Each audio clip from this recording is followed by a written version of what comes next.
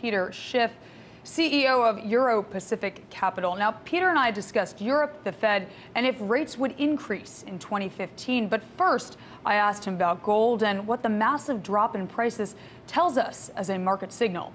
Here's what he had to say.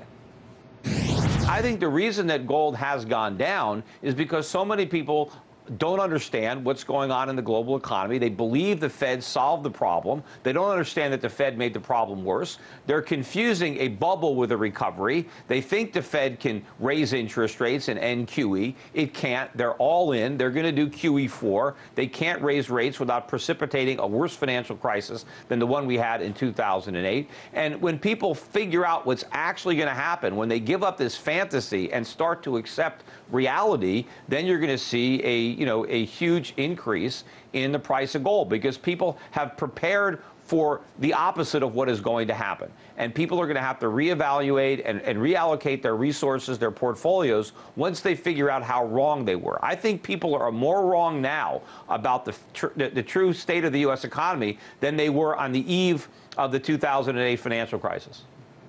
Now, commenting on the Fed's zero-rate policy, boom-bust regular like yourself, Jim Rickards, recently said that, quote, "There's nothing monetary policy can do about it. You can't fix a depression with liquidity. You can only do it with structural changes."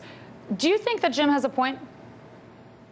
Well, he was right. I mean, the reason that we need a recession is because the government so screwed up the economy with cheap money in the first place. So we have all these malinvestments, we have all this misallocation of resources, and the market needs to correct that. It needs to sort it all out. And during that process, you're going to go through a recession. Just like if you're high on drugs and you quit taking drugs, you go to rehab, and your body has to flush all those drugs out of your system, and you go through withdrawal. That's part of the healing process. So the recession, unfortunately, is the part of the process that we have to endure to fix all the problems that the government created. But instead of allowing the market to repair the damage, the government does even more damage. We continue to inject more of this monetary heroin into the economy to delay the day of reckoning.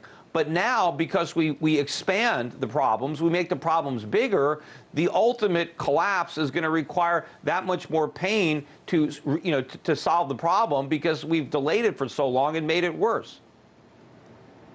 But the Fed's going to keep rates at zero next year and not hike, correct? Well, I don't think that they will. I mean, if they do raise interest rates, they're not going to be able to raise them for long, because we're going to go right back into recession.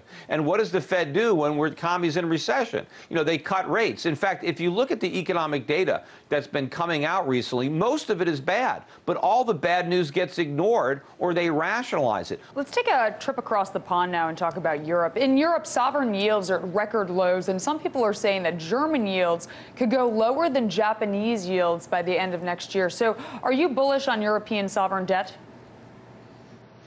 Well, I'd have to be bullish on the euro to be bullish on the debt, right? Because you're ultimately going to be repaid in euros.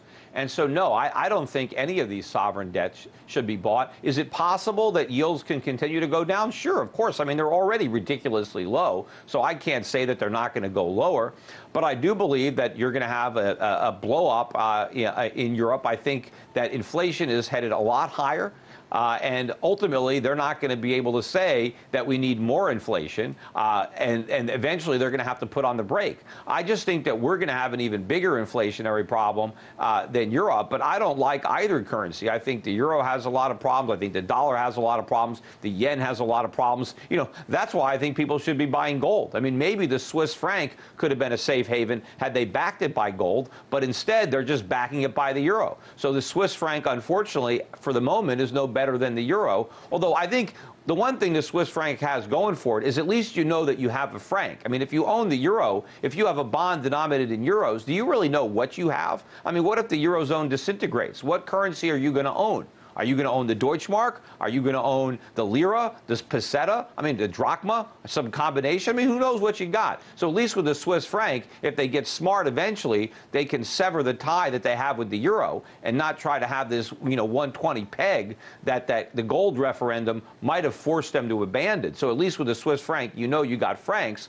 But I wouldn't want to buy government debt really of any of these major governments. I don't care if there's, you can make a little money as some greater fool pays an even more ridiculous price than you did. I would much rather buy equities around the world, and there's plenty of equities that still trade at very low PEs that have good dividend yields. I really want to own real assets where you have central banks all around the world promising to create inflation. You should believe them. That's the one thing central bankers can do. They can't create economic growth, they can't create good jobs, but they sure can create inflation. They can destroy their currency, they can make prices go up, and people need to protect themselves from that. That was Peter Schiff, CEO of Euro Pacific Capital.